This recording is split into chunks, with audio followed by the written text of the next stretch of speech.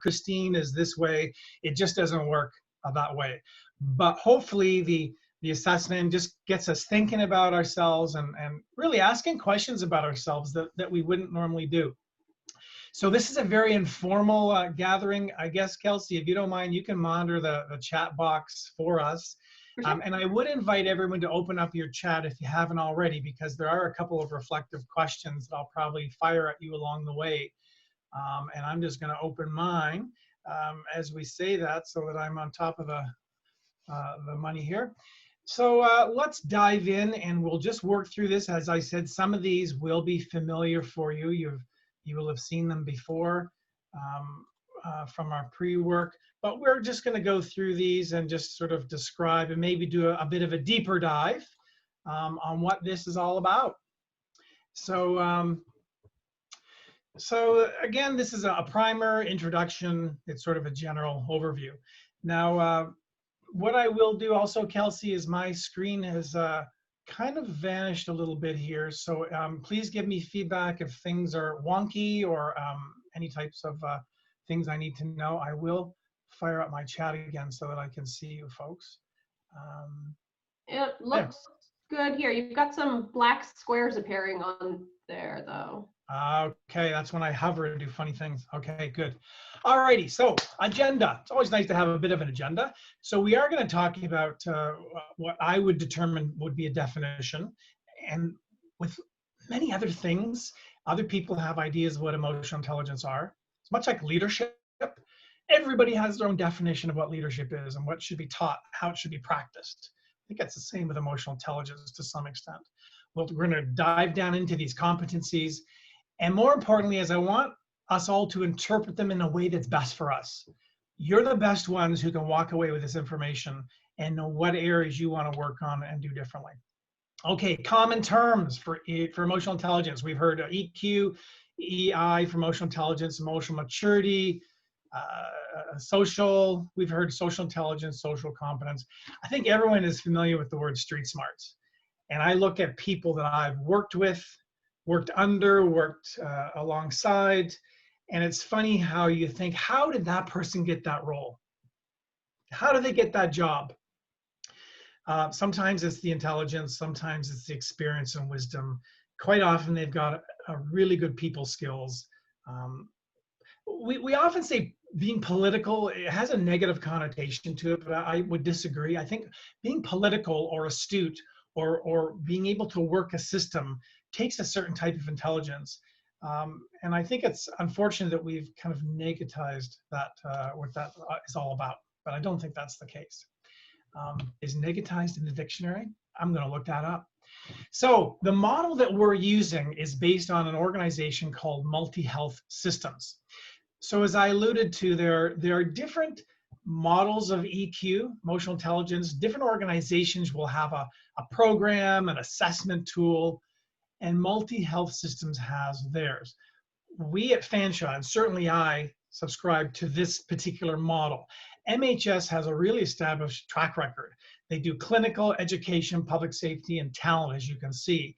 So I guess just to give you one example, the clinical setting or the educational, but more clinical, if a child is 8 years old and they want to see if there's a learning deficit or if there's a behavioral issue that might affect them in school, Multi-Health Systems has a whole program assessment follow-up for that.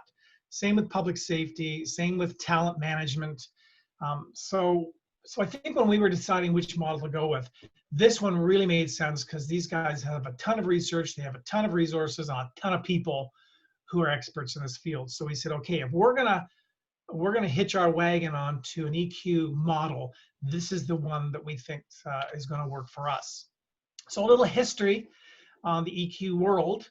Way back in 1983, Ruben Baron is probably the most well-known name in this world, the EQ world, and Howard Gardner. They started making the observation that, yeah, you know what? There's something that's making people successful and fulfilled, and it's not about intelligence or experience. There's something else going on here. So they really started to identify this concept and ask the questions and dig deeper. John Mayer, not the John Mayer who dated Taylor Swift, by the way.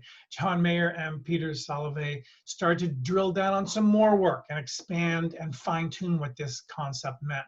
In 95, Daniel Goleman is almost the gold standard of this modern EQ model. He was the one that really conceptualized it into a package and said, okay, you know what, there are buckets to this. There's methods to this. We can measure this.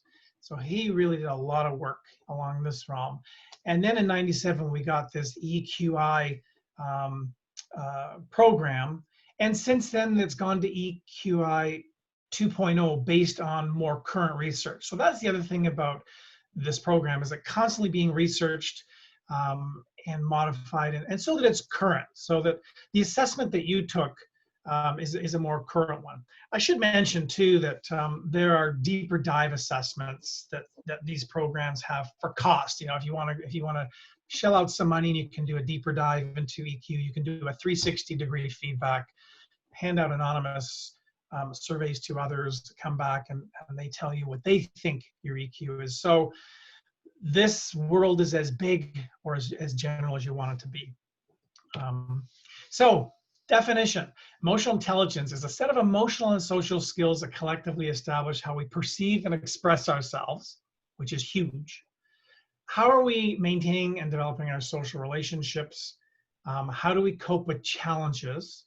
And how do we, and this is a big one for me, it was a big learning piece. How do we use not only just information, but emotional information in an effective and meaningful way? That was a new concept for me. I think I was of the mind that emotions are good things that let you know how people are doing, but that we shouldn't put too much credence on them. You know, emotions, ooh, emotions, we have to keep our emotions in check. But in actual fact, how can we use our emotions and the emotions of others to make really good decisions and to make really magical things happen? And this is, I guess, the magic of this program, is that it's giving you, I believe, a leg up on what other people have as far as awareness is. We all have an awareness of the people around us, how business works, how this all happens. And I think it's important to realize that this emotional component is a big piece. So my background is that I used to manage hotels. And then there was a point where I got really interested in facilitating and training. I started to do that on the side. Got doing it so much, I decided to start my own business. So I feel your pain and your excitement. So I ran my own consulting firm for about 8 years. And then one of my clients had an opening in doing this work full time, which happened to be Fanshawe College. But what I learned is the emotional intelligence factor really helped me being an entrepreneur, because you have to be so many things when you're starting your own business. And this component just gave me an extra edge that my competitors didn't have. And it helped me read myself, it helped me read my clients. And it just helped me overall. So this was an added layer that helped me. So sometimes to learn what something is, it's good to learn what it is not. So emotional intelligence is not cognitive intelligence or the IQ that we've heard so much about. IQ, you know, based on wisdom, intelligence, intellect. The interesting thing about IQ is that the research says it's kind of fixed around 17 years of age, which means your brain is mapped out. You will gain more knowledge, but how you learn what you learn, your capacity for intelligence and wisdom, that's kind of mapped out by 17. What I find intriguing about EQ is it's a set of skills that steadily increases with experience and with practice. Now the sad news is I'm beyond 40, so I've peaked. Sorry, gang. But the good news is those of us that are still working our way up there can keep working on it. But I have to say, even though that I apparently peaked in my late 40s, I'm still learning. I don't think you ever graduate from this kind of work. It is not aptitude. I cannot have you do an assessment that will tell me how good a musician you are, or it won't tell me how good you'll be at speaking multiple languages. So EQ is not that. EQ is not achievement based. It's not going to tell me if you are going to be smart enough to get into a course or a program. Now, I think EQ would be awesome to give to students early on. I would certainly fight for that, but it's not really to measure your achievement potential in life per se. It won't determine your vocational interest. I can't give you an assessment that say, you know what, Kelsey would be a good biological engineer. No, it doesn't work that way, because everyone has emotional intelligence. So we know that this is not going to help. This personality one is tricky. The research says this does not measure or identify your personality. They say you're going to be introverted all your life if that's who you are. You're going to be structured, or you're going to be analytical, or you're going to be more caring than you are judging. Some personality experts will say, oh, no, your personality changes. I'm of the mind that your personality is your personality. I think you can heighten and enhance things. I think you can modify your personality. This is just me speaking. I think that your personality is hardwired, but you have an amazing gift and ability to enhance and adapt it and use your strengths in ways that you didn't before. But you know what? That's a whole other webinar. That whole, what is personality? Well, depends what you think. So let's look at one more way of determining what emotional intelligence is not. So this lady's having a conversation with her manager, and I would argue that she's not using emotional intelligence. So let's take a look. So you're cutting the timeline in half? Well, I guess the team can't possibly hate you any more than they already do, so that's a plus.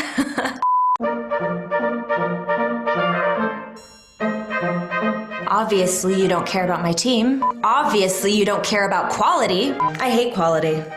I think it's stupid. Only a moron could hit this in this time frame. Maybe you could do it. This must be your first time running a project. Ooh, toots adorbs. I have pictures of my family, so why would I need to ever go home? I get it. You think I'm a magician. But you don't, this isn't. Well, there you have it. Don't be like that person, but it kind of shows us that, there are all these programs to make us better communicators and to get along with people and conflict management. It's funny in my mind that a lot of this has to do with the emotional intelligence world, of course, because I live by this, is that when you are viewing the world through an EQ lens, things just seem to work better. They're a little more clear, and people can relate to you because you're not freaking out or not being unreasonable. There's a good explanation for you. So as you've seen already, here are the 5 components and the subcomponents. You've got some familiarity with these. What I'd hoped you'd done with the worksheet is just to have some initial thoughts about this. I mean, we all have an idea of what all of these definitions might be. Self-perception, under there's self-regard, self-actualization, emotional self-awareness. To some extent, even before doing an assessment, we kind of know who we are. We've probably gotten some feedback from other people over the years, and we know where we rate with these things. As we work through these, I'm going to ask you to really be thinking about yourself. I'm going to share my emotional intelligence levels with you, and I would encourage you to do the same. We'll have an opportunity where you can have some dialogue with some smaller dialogue with folks in a breakout. And I do encourage you to share a little bit about where you think you are in these areas, because it's helpful to articulate, to talk about where you think you lie in these areas, so that you can think about them and your colleagues can do it as well. So I mentioned we were going to use our chat tool. I'm going to ask you to do the same right here. So if you could open up your chat tool and just type in there what you think are a list of characteristics of a successful person. So it could be a word, it could be 2-3 words, a phrase. Please, in your chat, what do you think are characteristics of a successful person? What does that look like? What is that?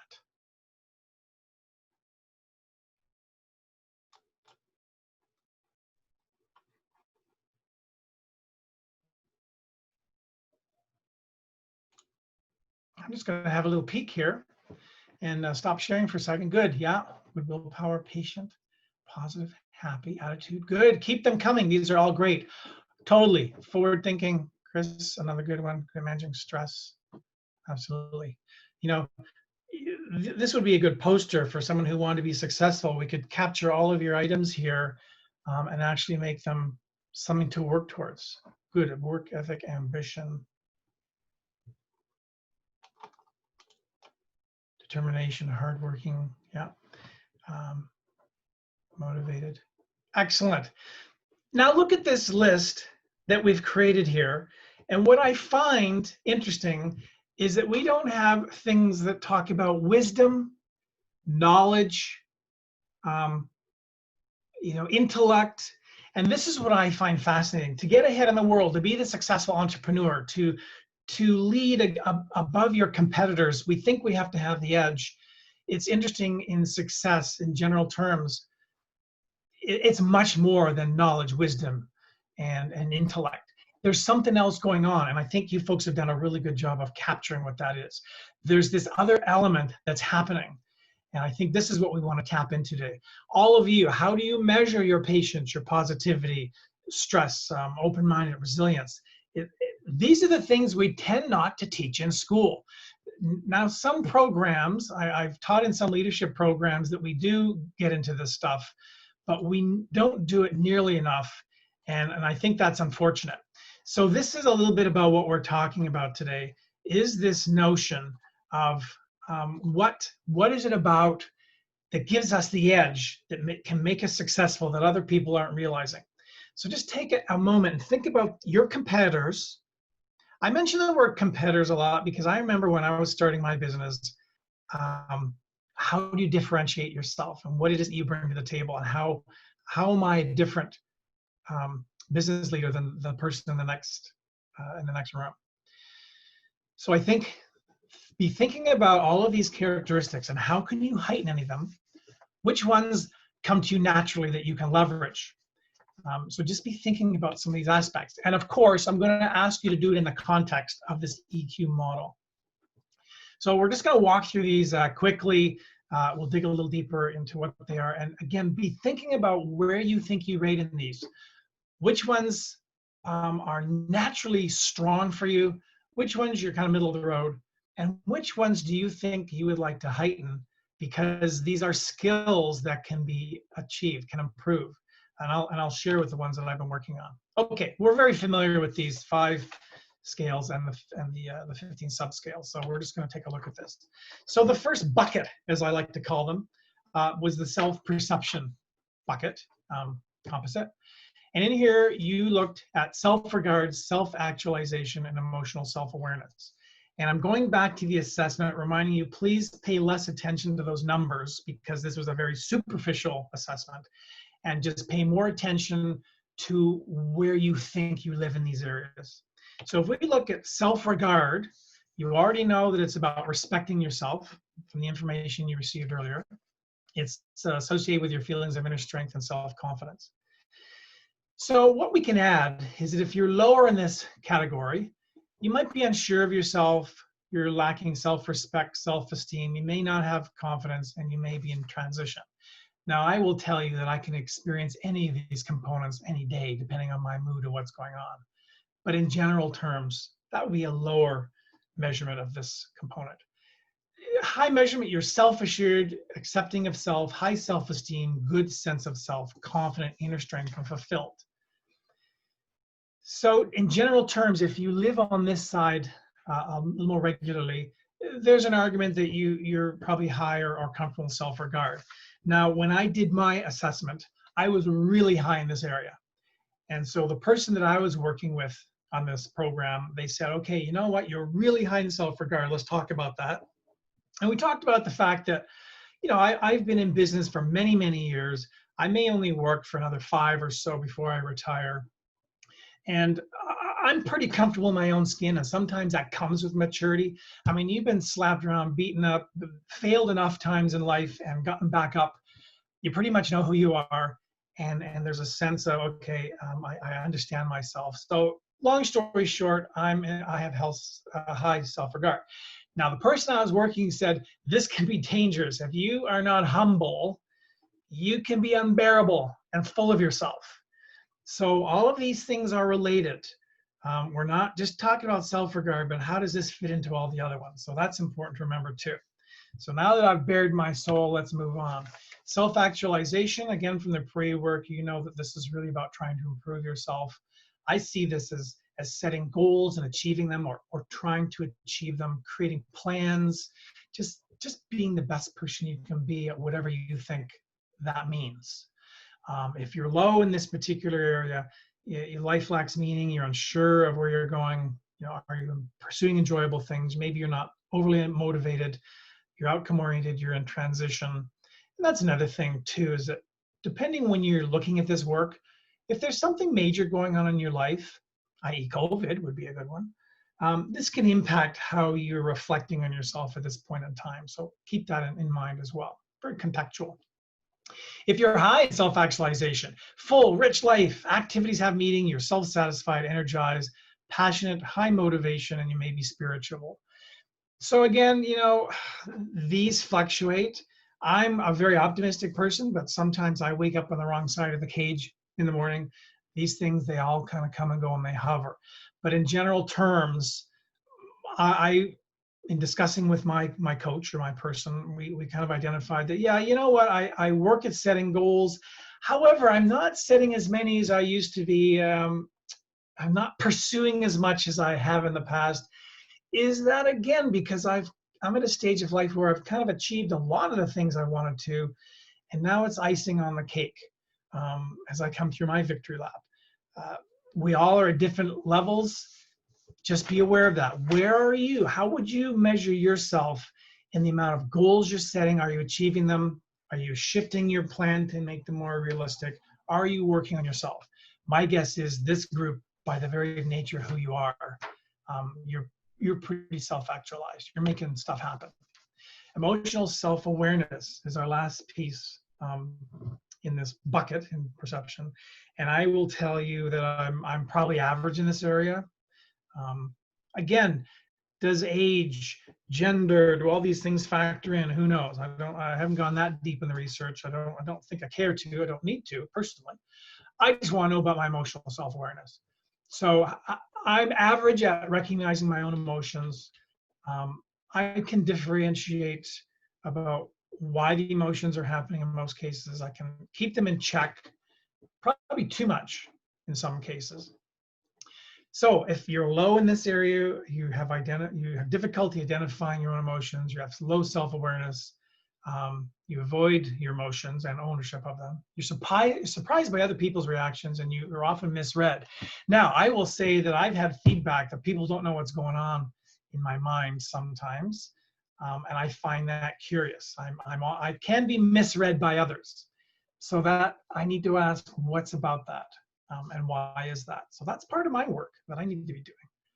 If you're high in this area, you relate to your own feelings, your appropriate causes, you're very self-aware, in touch with your feelings, you can read others well, you can understand the complexities of emotions, and you can differentiate emotions. Now, the reason I'm middle of the road, I think my nature was not to get wound up in other people's emotions and just kind of maybe stand back, because growing up, we were not a highly emotional family. So I think that I might avoid extreme emotions of one or the other.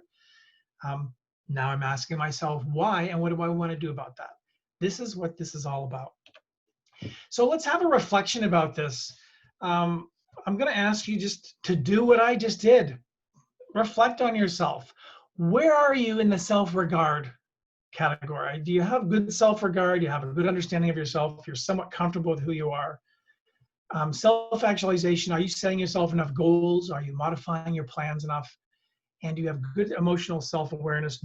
Can you check in with yourself? Do you know why you're feeling the way you do at any given time, or what's going on? So I think those are big questions for you to be asking. So what I'm going to ask, Kelsey, if you could be so kind as to put us into groups, rooms of 3 people, maybe for about 8 minutes, thereabouts. I'm going to ask each triad to take a turn and just be thinking about, self-perception. What does that look like for you? and just talk about that. So when you're ready, let's put them in groups. It'll take a couple seconds for it to happen, but you should end up in a room somewhere with somebody else. It's time to share. Excellent. Go to your rooms. Carry on. So as we come back, we're kind of getting the feel of how this program works. It's really just creating awareness. So now let's dive into self-expression, the second bucket. And boy, was this awareness for me. I will tell you that I sucked and hopefully suck less at this. I really have to work on this one. So it's one thing to know who you are and what's going on and why you're feeling the way you are, but to express it for me is entirely different. So emotional expression, assertiveness, and independence. So emotional expression, fairly straightforward, an expression of one's own feeling verbally and non-verbally. So if you're low in this area, you're a closed book. You may be an enigma, and you may appear withdrawn. Holy crap, when I see something like that, it's like, this is how maybe I've been characterized or described in some cases. Like, I'm an okay guy, I'm fun, but when it comes to conversation or heavy issues, sometimes you're gonna see me shut down, back off, and just, whew. So does that mean to the onlooker, is he pissed off? Is he a snob? What's going on? You know, so this was very beneficial for me. What I strive for is I want to be express myself more easily. I want to be an open book, and I want to be more real. So I'm the guy, I've realized through this work, is I filter a lot of my conversation. If you and I are having a discussion that's getting a little crazy, I'm going to be filtering what I say so as not to upset you or not cause further problem. And what I've learned about me is that I was filtering so much is that I was not being real. I was perhaps not being authentic, and that doesn't help the situation. So I can remember the day I started practicing this and becoming more expressive. And I remember the looks I was getting. And one of them was from my lovely bride. You know, we've been together over 25 years, and when I started being more expressive with my feelings, it was welcome, because I think, you know, she probably has a better understanding of what I'm doing and where I'm coming from. Same with my brother, same with some of my colleagues. I was starting to call people in a loving way, call them out, or say, hey, I disagree, and I would not do that, and I think that's not the way to go. I found that I developed this voice that I didn't have before. So I'm only sharing that with you to illustrate that for me, this was probably the bigger area in the program that I was able to work on. I'm getting better at it, and I want to get even better at it. To not worry about how someone is going to receive my news, because if it's authentic and I mean good intent, then I can't be faulted for it.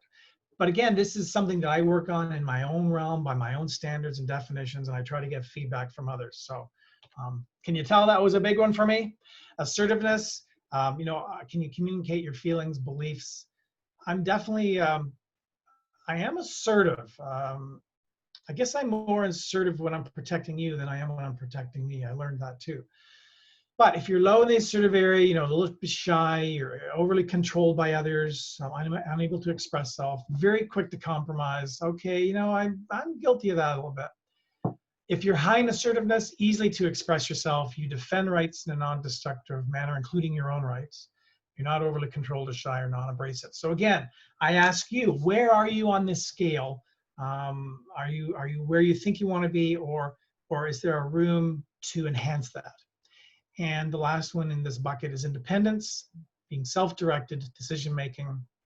If you're low in this area, you need protection or support, uncertainty of your own ideas, indecisive, letting others make final decisions.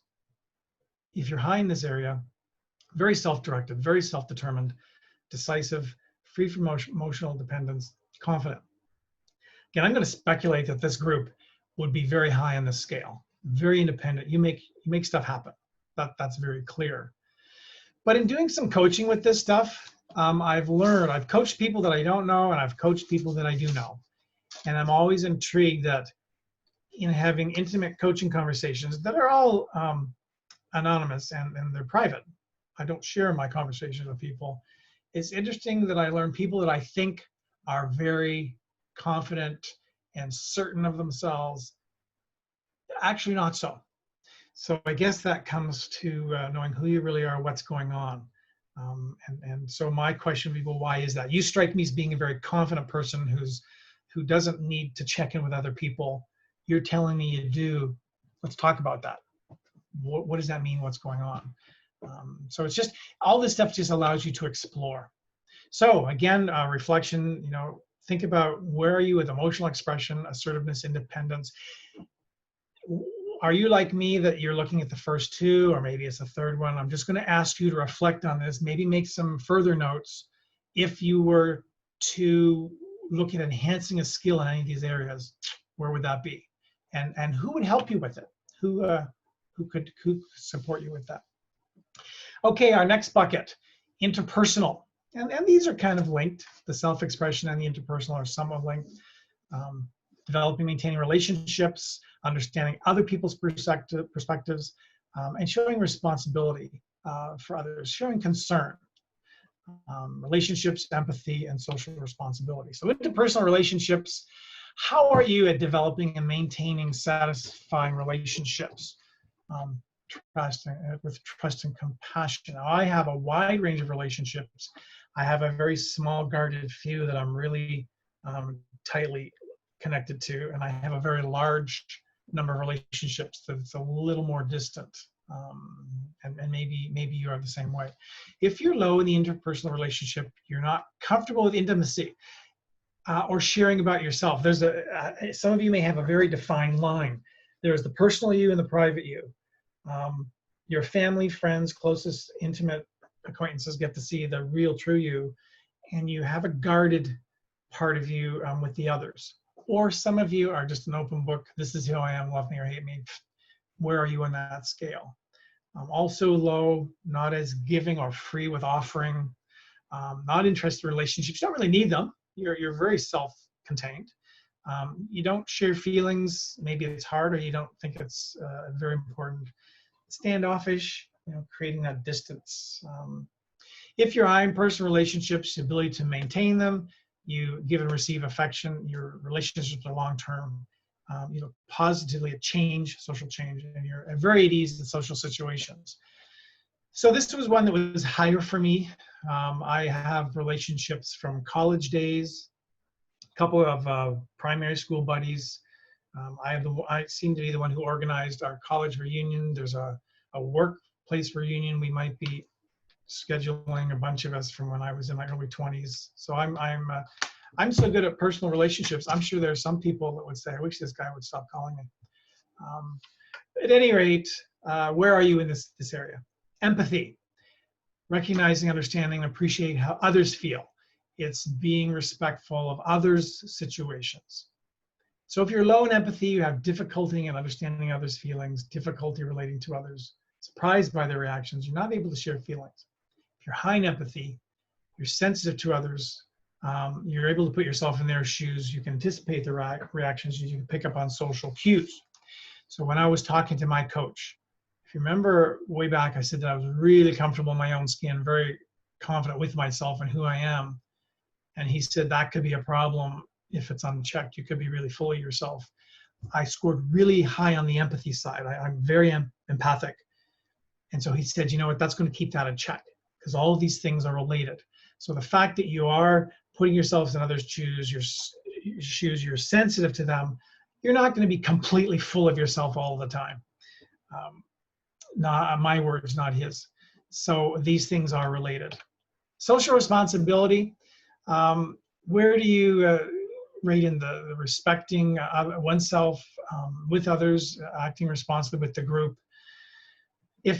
When I was running my own business, I belonged to a couple of associations with people that did the same thing. One thing that was helpful for me was one called CAPS, Canadian Association of Professional Speakers.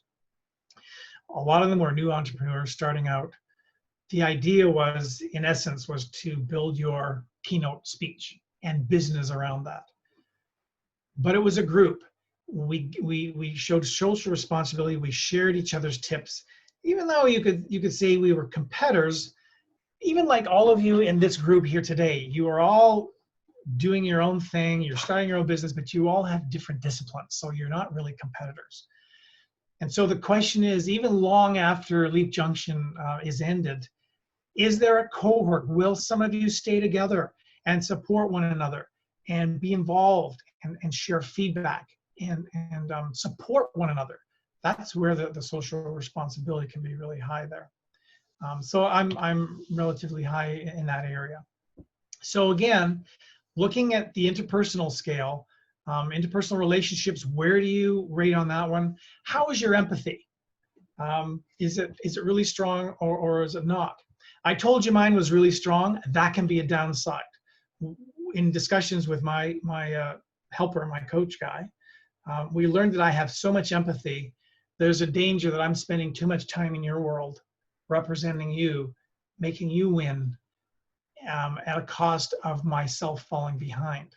So guess what? I talked about heightening some things. Empathy is something I actually need to dial back a bit. I need to spend less time in your world, supporting you, championing you, understanding you, and I need to kind of dial that back and spend more of my energy on me. That's just my gig. Everyone's going to have different angles. So we're going to examine this. You're all such experts at sharing and bearing your souls like I just did. I'm going to ask you to go back in your seeing groups and spend some time looking at self-expression and interpersonal. Where are you in that world? What are the areas that you think you could or should heighten or enhance? Is there anything that you think would be good to dial back? Have a conversation, and let's see what that looks like. Kelsey, I'll turn that over to you, and we're going to kick them out of this room again. Enjoy. I love to. And we're back. Well, you know, it's great to have everyone back. So just set myself up here. So I have to ask, feel free, unmute. Was there any discussion? Did anyone again in the groups have something to share about where you are in that self-expression or interpersonal? Has anyone identified, yeah, I think I'd like to heighten this, or maybe I need to pull that one back? Okay, Christine, thank you. What's an anecdote for us? I really enjoy listening to you, because when we were talking about this interpersonal area, I really think that I thought I was pretty good dealing with people because I work with people rather than because I provide service, right? So I'm thinking because I'm so empathetic, because I'm always have to put myself into someone else's shoes, then making me feel like I don't want to cause any conflict. So the assertiveness is not that strong.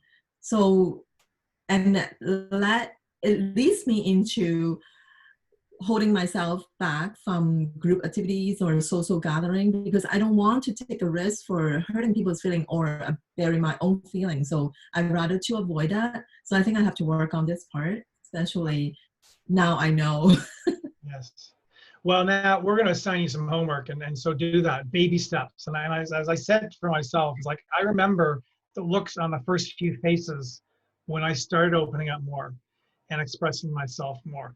And I got to say, it was damn liberating. It was kind of like a new superpower. It sounds crazy to explain it that way, but anytime you see an opportunity and you can strengthen a skill like a muscle, it truly is. It's pretty cool. And I can remember specific times when I've tried to enhance these skills by doing something differently and just seeing how it worked out, and then improving each time. I mean, you guys would be masters of this because you're entrepreneurs. You more than most people take risks, you improve yourself, you seek feedback. I mean, the thing you're doing for your career serves you well just in your entire world with people around you. You are people who are tuned in. You have to be to survive.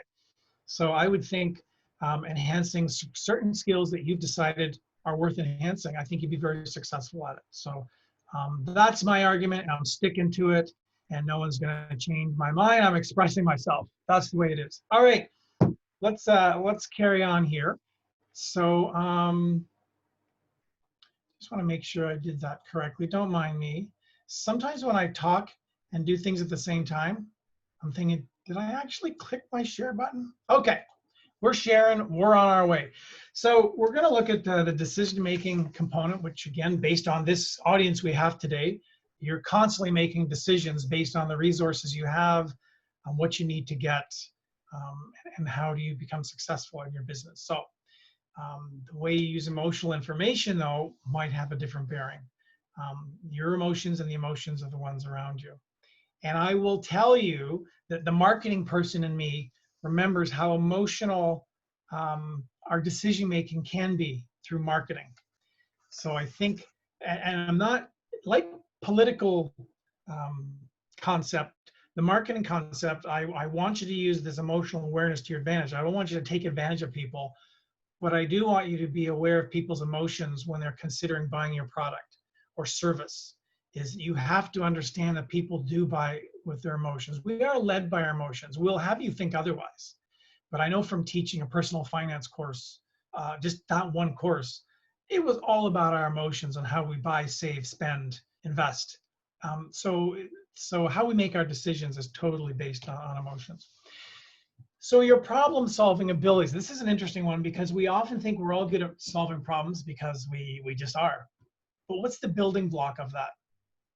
Are we able to find solutions to problems where emotions are involved? Or do we shut down, or do we run away, or do we escalate? Has the ability to understand our emotions, does it impact our decision making? So just really, how do we even interpret what emotions are? Do we avoid them? Do we escalate them? Are we indifferent about them? It's all going to impact how you make your decisions. I wonder if anyone in this chat or in this room has ever made a decision based on an emotion. I know I have. So if you're low in this area, you jump into your solutions, you fly by the seat of your pants, and you use unstructured strategies. Now, let me qualify that saying, but sometimes you have to, and I understand that. I think to be a successful entrepreneur, you have to have all these things. But if you rely on this exclusively, you're going to be baked.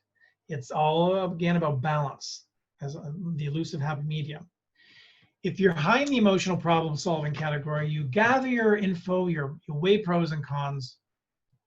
Can you first of all identify what the problems are? Most people can't. Can you use a systematic approach? Can you apply information that you can gather, research, and can you draw upon your past experience? So your problem solving, can you slow down to go fast? In other words, can you just not just be spontaneous and impulsive? There are advantages to that sometimes, but if that's all you're doing, you got a challenge there. So are you able to take a deep breath, contain your emotion and the emotion of others, calm the room? This could be with business partners, it could be with clients, it could be with anybody. Can we just take a moment here and settle our emotions and use them to our advantage, not our disadvantage? So it's a lot more than just problem solving. Reality testing, I'm happy to tell you I tanked in this one too. Horrible at this one. So the capacity to remain objective by seeing things as they really are involves recognizing when emotions or personal bias can be less. So if you're low in this area, which I turned out to be, I'm a bit tuned out, I'm a bit unrealistic, I'm a bit disconnected, and I'm easily swayed. So let me explain to you that I really look at face value. Sometimes I judge things on people, so that if Christine came to me and said that Kelsey said this unkind thing, right away I'm dissing Kelsey. This was not called for. That's not appropriate. I didn't check it out. I'm supporting Christine all the way. And I'm picking on Christine because I just remember you from the last conversation.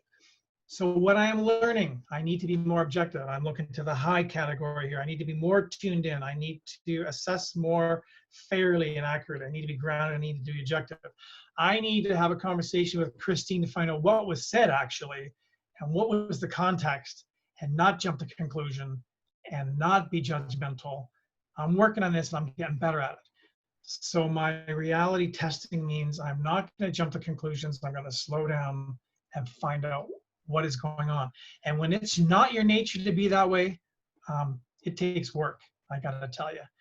But I'm taking a step at a time. So this was a big one for me. Reality testing. Find out what the heck is really going on, and don't just jump to conclusion and believe the first thing you hear. That was huge. Impulse control. How are you at resisting or delaying impulses, temptations, avoiding rash behavior? I think I'm middle of the road, maybe a little high in this. If you're low, you're explosive, unpredictable, easily frustrated, aggressive, and reactive. If you're high, you're composed, you can delay your impulse, high tolerance for frustration, patient. Let me change that. I'm kind of high in this. But there is a downside. High doesn't always mean good in this work. If I'm too composed, if I delay too much temptation or impulse, if I have a very high tolerance for frustration, there's a concern here that I'm not dealing with what's going on around me. I'm too patient. I'm too tolerant. I'm too composed. I might be too hard on myself. But the point is, where are you on that scale? This is something that I chose personally that I want to work on. And I don't want to be so composed all the time. Personal choice, right? So ask yourselves, where are you in the decision-making process? Are you good at problem solving? Using emotions to your advantage and reading other people's emotions to help you make smart decisions. Are you good at reality testing? Are you good at stopping and observing what's really happening and asking questions? And your impulse control, is it not enough, too much? Is it about right? So make a note, be thinking about that. We're going to move on, but we're going to be curious about that one. The last one, stress management. Boy, in the current times we're living in, this is a true test. How will we cope with emotions associated with change, unfamiliar, unpredictable circumstances? Hell yeah. And resilient in the face of setbacks. So we've got our 3 subscales to measure our stress management. The first one, how flexible are we? Do we have adapting emotions, thoughts, and behaviors to unfamiliar, unpredictable circumstances? So if you're low in flexibility, you're very rigid. No, my garbage can cannot be moved. It always has to stay in this place. Hard to change. No, you're not going to change my mind. I'm stuck in my patterns. We always go to London on 402. I'm not going to go into London on Highway 22. I just don't do that. And not only do I want to try new things, I'm protecting the status quo. So that's the very low flexible person. High flexibility, able to change and adapt, open to views, different behavior, going with the flow. I think as an entrepreneur, you might have a natural propensity to be flexible, but you're a human being and you might not. I mean, of all these things it takes to be an entrepreneur, successful entrepreneur, I had some of them down pat. I was mediocre on some, and I sucked at a few. So to be an entrepreneur, I go back to find out what are the things you want to get stronger at through feedback. And only you can determine that. Stress tolerance, how well do you cope with stress? The low side, you lack or you have ineffective coping skills. You're very reactive. You're very fearful. Fear, remember, can be masked in many ways. Fear can be masked as aggression, as bullying, just a variety of things. Fear can be hidden. High anxiety levels, passive aggression is what I was thinking of. If you have really good stress tolerance, you have good coping skills, you're calm, you maintain control, deal with challenges, you're stable, relaxed, and you maintain influence in crazy times.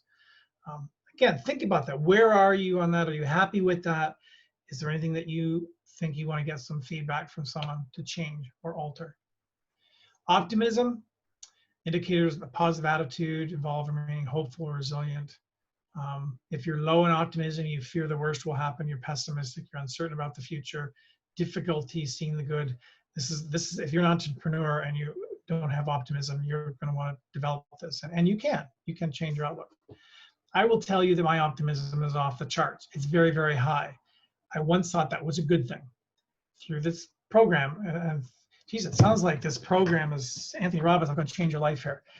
Through this model, optimism, I realized, is dangerous if it was as high as mine was. Very positive in the face of adversity, hopeful life, confident, seeing possibilities. My optimism runs the risk of being so high that I have rose-colored glasses, we call them, where my version of reality is skewed, that everything is going to work out fine. you know, you're being a jackhole, but it's good. It's a good thing that you are that way because we all learn from it. My point is I've learned to temper my optimism and replace it, or to include more realism. That's a better way. Optimism is a great thing. It drives us to excellence, but it's dangerous when it's really high and it's unrealistic. So that was the lesson for me. And I invite you to think about yourself with these areas. So we have a couple of buckets to be looking at here. The first one we just did was where were you in your decision making, problem solving, reality testing. We want to be thinking. Sorry. It's the stress management. Let's go back here. I'm having an out-of-body experience. Yes, it is your decision making. Think about these three areas. What do you need to change? Stay the same, heighten, lower. And I think too, with stress management, are you as resilient as you think you are? And boy, these times are a true test. Where do you rate on that scale? Is there anything that you think you would want to modify? So, Kelsey, I'm going to turn this back to you one last time to kick them out of here. Share and just explore with your partners what areas you might want to raise, develop. What does that look like? We're going to give it a couple minutes, and then we're going to come down the home stretch and finish off. All right, go to your rooms. Hey, it's time for show and tell. Who has a story about whether they're going to do any heightening on stress or decision making? Who's going to go out on a limb and say, you know what, I think I'm going to try and heighten this? Anyone have something to share?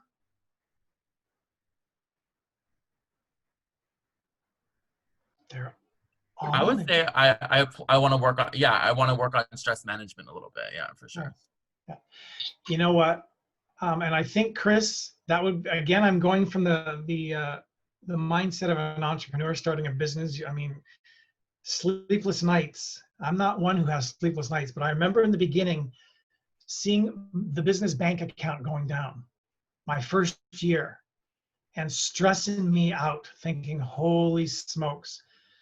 Because like many businesses, mine was very active in the spring and the fall, the dead of summer, the dead of winter, business kind of dried up. And I remember it was February, watching my bank balance going down and down and down and getting into zero. And then realizing, oh yeah, line of credit. That's why it exists.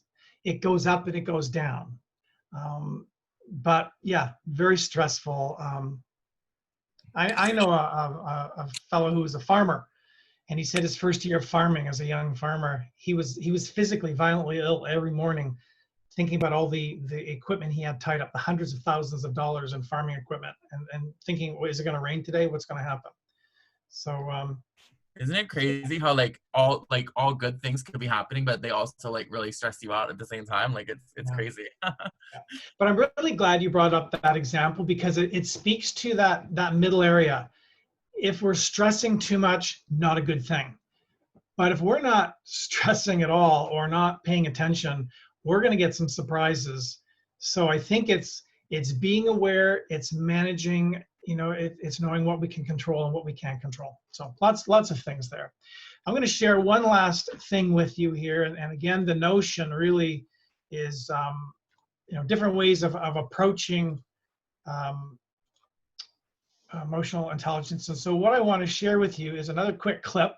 If anyone has ever heard of the Big Bang Theory, we're going to have a look at someone attempting to do a form of emotional intelligence. Let's see what that looks like. First, there was PlayStation, aka PS1. Then there's PS2, PS3, and now PS4. And that makes sense. You'd think after Xbox, there'd be Xbox 2. But no. Next came Xbox 360. And now, after 360, comes Xbox One. Why one? Maybe that's how many seconds of thought they put into naming it. Can you get the butter, please? However, with the Xbox One, I can control my entire entertainment system using voice commands. Up until now, I've had to use Leonard. Then get the other one. Pass the butter. Hang on. I don't feel like you're taking this dilemma seriously. Fine, Sheldon. You have my undivided attention. Okay, now, the PS4 is more angular and sleek looking. No way! It's true. But the larger size of the Xbox One may keep it from overheating. You wouldn't want your gaming system to overheat? No, see, well, you absolutely would not. And furthermore, the Xbox One now comes with a Kinect included. Included? Yes. Not sold separately. Although the PS4 uses cool new GDDR5 RAM, while the Xbox One is still using the conventional DDR3 memory. Why would they still be using DDR3? Are they nuts? See, that's what I thought. But then they go and throw in an ES RAM buffer. Oh, wait a second. Who's they? The Xbox. You're kidding! No, I am not. And this ES RAM buffer should totally bridge the 100 gigabit per second bandwidth gap between the two RAM types. This is a nightmare. How will you ever make a decision? See, I don't know. What should I do? Please pass the butter! Okay, a little extreme, a little bit of an exaggeration, but gets the point across. Be in tune with what's happening around you and what does that look like. So we're coming down the home stretch here. I did want to make an invitation to anyone in the group. You do have my contact information. If anyone wants to have a little half-hour one-on-one debrief or a little further chat on this stuff, because we did go quickly through these items, I would be more than happy to have a chat with you and just, again, a confidential chat, just you and me. Where were you surprised? Where could you enhance? And I can tell you more about my scary world too, but I would make that invitation available for you. But in the couple minutes we have, are there any questions that we could solicit right now? Is there any burning question about what we talked about, validity, concerns, anything that comes to mind that we can address? Yeah, I just had a quick question, actually, Eric. I know we talked about a lot, like stress management, all that kind of stuff, but I just wanted to ask you personally, when you were starting your first business and you saw those numbers go down in your bank account, where did you find the internal strength to keep going? What did you personally do? Well, I guess it's nothing that I can brag about. It probably, if I go back to these strengths that I have, it was the patience, it was the trust, it was knowing that this is my first year. It's about exploration and experimentation. I just thought I was going to just see what the next steps were going to be. It was not going quickly, but it was just something I observed. I think in my mind, I'm a big one with boundaries and black lines. And I think if I had gone $5,000 in line of credit, I would have been working on a plan. I would have had to do something. And it may have been with conversing with colleagues saying, well, and this was a long time ago, but I think that was part of it too, that, hey, don't you know that's a normal thing? That line of credit will go up and down. The bank actually likes to see the line of credit go up and down. It's a normal part of life. Just be aware of it, set boundaries, and have contingencies that if it starts to dip too much, what can you do to infuse cash? What I learned from it was to be even more eager in the fat times, is to really make sure I was earning as much income as possible. You know, it's like collecting firewood for the winter. Don't get lazy about it. Be sharp, even in good times. Try not to turn away business and still maintain quality, because you need that income when it's coming in. And then I think I started researching markets that I could get income in the off years that I didn't think about. So it was really just a learning process. But really good question. Yeah, I was also going to say, you know, because I think as humans, I don't speak for all of us, but me personally, like as someone who doesn't have a lot of patience, I think there are specific things that drive me in order to have that patience. Yeah. So I definitely think it's strictly part of the entrepreneurial phase. Yeah, it is. And I think being an entrepreneur is not for the people that scare easily, because it can be a scary thing. I guess it's a wide range, incredible highs and wins, and you're doing your own thing, you're making a difference, and incredible lows in that you're panicky that, God, did I make a mistake here? So, but that's part of the learning process, and that is an experience you'll take with you for life. So I'm going to sign off here. I will say, I offer you to take me up on my offer to have a chat, because it's less about these numbers that we did that really, that assessment, I wouldn't pay much attention to those numbers. It was just to do the exercise. It's more about awareness and conversation. So I do invite you to track me down if you have more questions. And also Kelsey is aware of this stuff too. She can answer some questions, but just thought I'd share that all with you. So in the sport of ending on good time and getting ready for your next segment, I want to thank you for listening me drone on for the last few minutes, and have some fun with this and just be thinking about it. Kelsey, over to you. Thank you so much, Eric. We really appreciate it. If those of you that have your camera off can turn your camera on so we can give Eric our token wave send off, that would be super appreciated. In the meantime, while you're getting your cameras turned on, I just want to thank Eric for coming and speaking to us about emotional intelligence. And I think especially in our own businesses, sometimes there aren't other people to point out what we're good at and what we may not be good at. So this self-awareness and understanding where we need to grow is something we need to take on in ourselves. And I hope that you guys will pick up the torch and call Eric if you have any questions. So in the meantime, if we can get a wave. Andre, you ready for the picture? Awesome. All right. Thanks so much, Eric. Thanks, everybody. I'll wave too. Cheerio. Bye, Eric. All right. For everybody else,